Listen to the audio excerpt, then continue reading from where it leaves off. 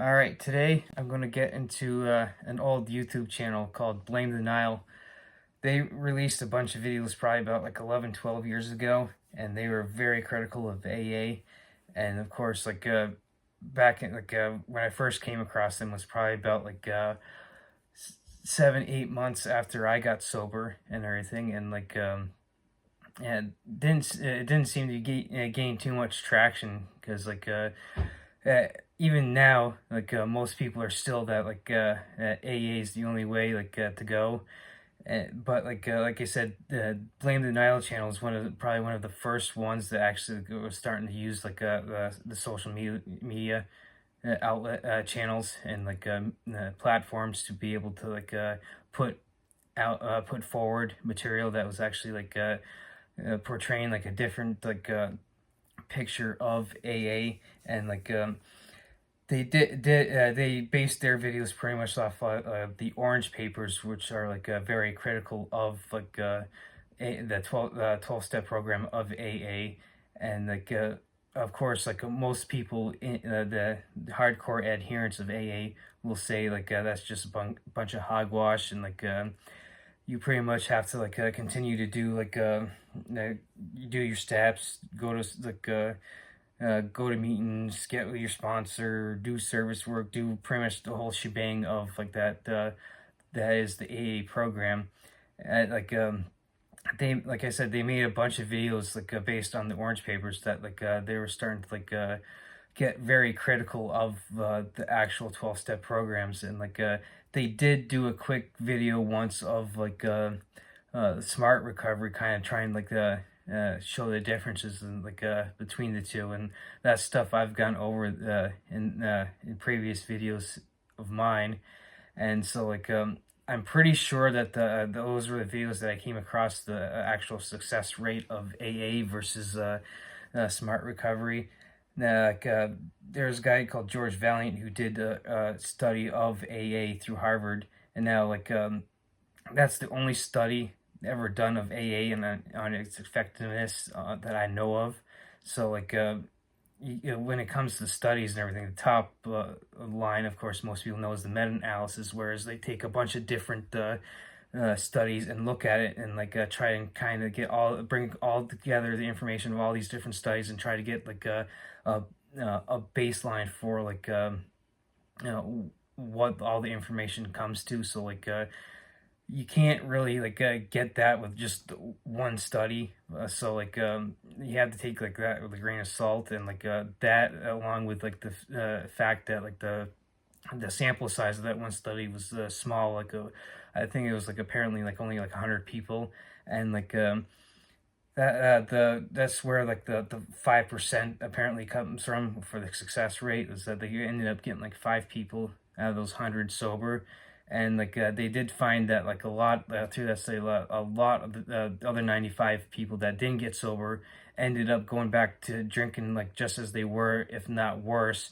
And there were a bunch of number of suicides apparently in that order.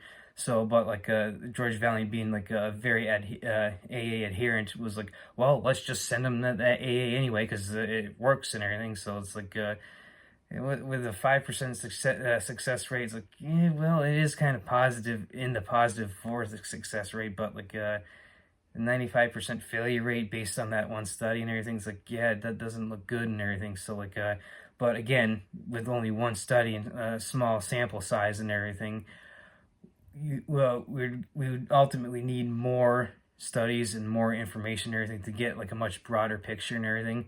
But the number I did come across now again, this is another grain of salt because this is a number of years ago that I first came across and everything, that the AA not AA 5% success rate, and smart recovery had a 35% success rate. So and like I said, with Blame the Nile, they actually did a quick video explaining the differences of AA and smart recovery, which I did way back in my intro. And smart recovery does change with along with the times, as more information comes out on a new psychological techniques, and more knowledge comes out, because like for instance, like the DSM gets like a lot, as far as I know, gets updated like every 10 years. So that's based more on like our increased ability to be able to like furthermore, like based on our further studies, we are able to like diagnose better and everything. So like and like in my opinion, in when it comes to like addiction, especially for something like me with alcohol, a lot of times it seems that like a lot of us have like some other psychological issue to deal with. Like the two common ones that I've seen that come across well in my road was like a lot of people like either deal with depression or like anxiety, especially social anxiety, or like someone like me when I went uh, first went in for a psych eval, when I went to got into my legal trouble and everything, I was dual diagnosed with like a communication disorder plus my alcoholism. So like that based on my opinion and viewpoint, there's like a lot of like other psychological issues that you have to work through and everything. But of course, like AA like does that's an outside issue, and like the blame denial gets into that, and they're like their videos, and like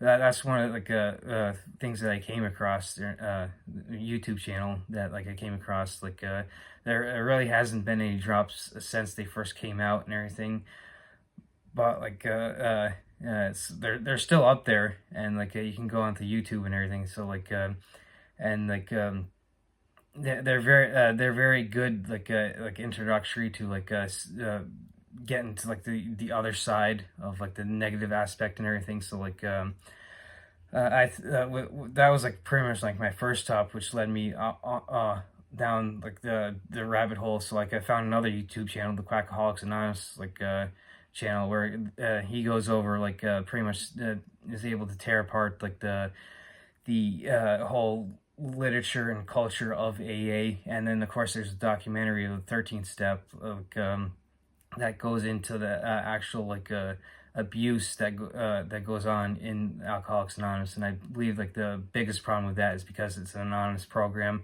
where like you can just hide behind their anonymity, sort of like when you're coming on the social media apps, that you can pretty much like you can leave a negative comment on someone's video, or like your TikTok or like Instagram or Facebook page or whatever, and kind of hide behind like a faceless avatar, and like behind your keyboard, and being screenless and everything.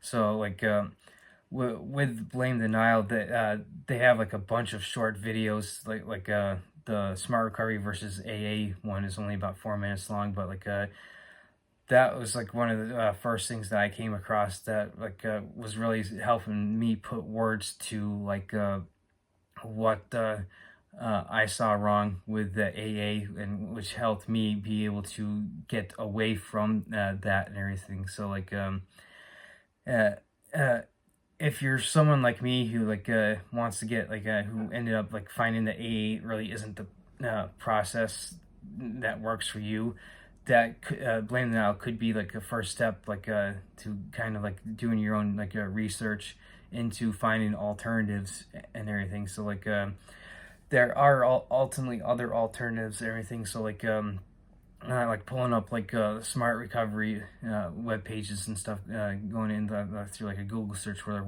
websites, web pages, and articles and everything. You can bring up like things like SOS, which is the secular organizations for sobriety. There's the harm reduction, and of course there's moderation management, and like there's other other alternatives that aren't 12-step based, that are in like with the 5% versus 35% that I stated, success rate of AA versus smart recovery. You can probably find something that's more effective in dealing with like the reasons behind why you drink and everything. So like now I don't know like if those numbers are still accurate, or like again, because like this is like something stuff I came across years ago, and it's probably based on stuff that's like even older than that. So like Honestly, I don't know if the information has been like updated, but I do know like a lot of like the programs, like I said, with smart recovery, it's constantly updated with like the when new knowledge and like techniques come out, whereas AA's pretty much stuck in its 1930s religious faith healing. So like another dangerous thing about like that I see about going into AA being a religious faith, faith religious based approach is that like a court case was brought up in New York State back in '97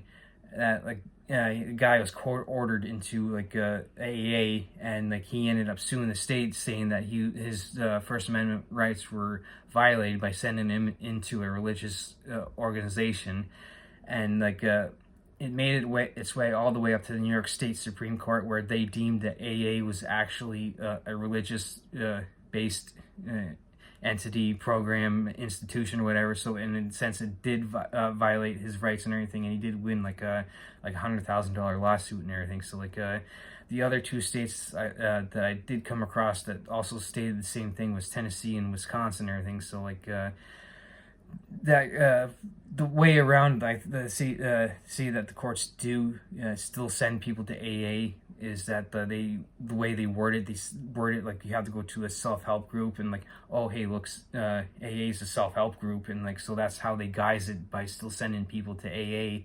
So like now yes, there is like no one size fits all. I mean, there are people that can go to AA and get success and everything, and of course, there's going to be like the adherents for that program that are going to like probably come across like either the Alcoholics Anonymous, the Blame the Nile, or my stuff, and say like yeah, we're total hogwash. It works for everyone. You don't need anything else.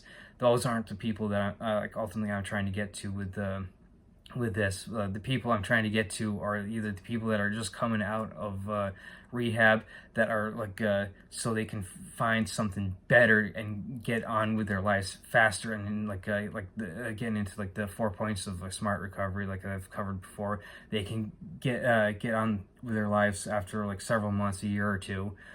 Or the other type of people that I'm getting are like the people that have been through AA, that like aren't necessarily like me, who did go through AA in the beginning and aren't finding anything of value out of it after a while, to kind of like help them move along and be like, okay, and start like kind of like deprogram in a sense from the AA program, and then be able to move on with their lives after having gone through something like that and everything. So like going forward, I'll probably bring up like more on like the stuff that I've come across, that the channels and stuff like that I've mentioned here and everything. So like I'll probably be doing that in the next coming weeks.